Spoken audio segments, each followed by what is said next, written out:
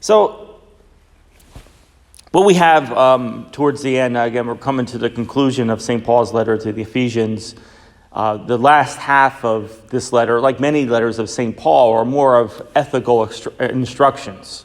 So St. Paul in the beginning of the letter gives you the theology, and then the last part of the letter is like to take that theology and put it into practical everyday use. Like, how does it affect your everyday lives?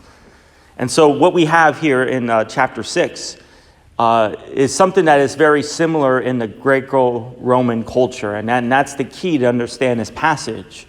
What was the Greco-Roman culture like?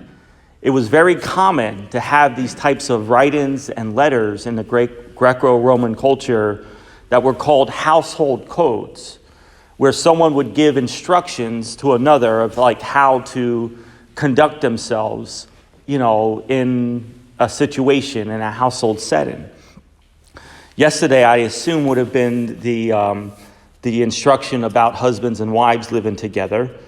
Today is children and parents, and then slaves and masters. So there's two things to keep in mind. Two things where St. Paul diverts from the culture, diverts from the things that are happening around him. He adds some new radical things. The first, it's a very subtle thing, but did you notice that in these instructions, who does he talk to first? He talks to those who are considered subordinate first. He talks to the wives first. He talks to the children first.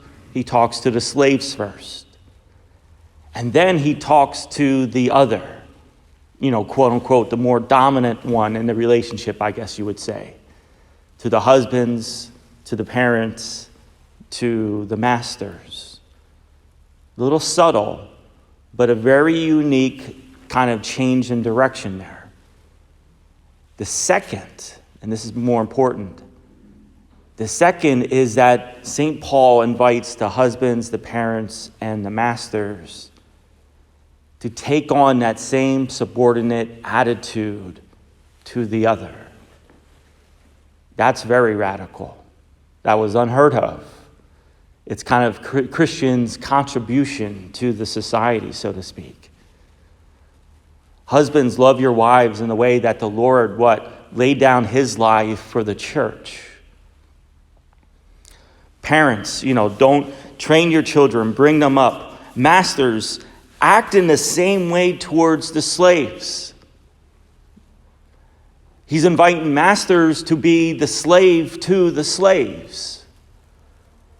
So again, some secular people will say, oh, look at Christian slavery in the Bible. St. Paul is just right in to the current situation that he is in. He's not saying that slavery is good and stuff like that. He's trying to give some practical advice to a slave and to a master and to the relationship that was going on at that moment, at that time. And he's inviting the master to act the same way as a slave. Why? Well, because we have been purchased. We are owned by Christ by the purchase of his blood. Christ is our master that we serve. And St. Paul's inviting everybody in all these relationships, husbands and wives, parents and children, masters and slaves, inviting to take on that same attitude of Christ, that subordinate attitude to the will of the Father that he talked about in the first couple chapters in the opening letter to the Ephesians. Boy, that's hard to do because our inclination, beginning with the fall in Genesis, what was Adam and Eve's? What was their temptation? It was to grab, it was to own, it was to possess the divine life without having to serve God. It was to have all the glories and all the things of God, but yet not being that faithful, beloved son and daughter to him. That was the fall of Adam and Eve. It's what we inherit today.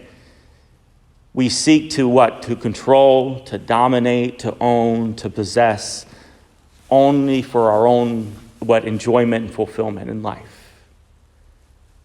And now as Christians, as baptized Christians, St. Paul is what we need, a change in mindset here. A change in mindset.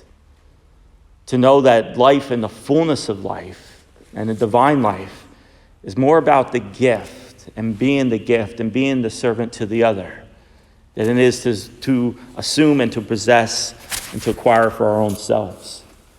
May God bless you.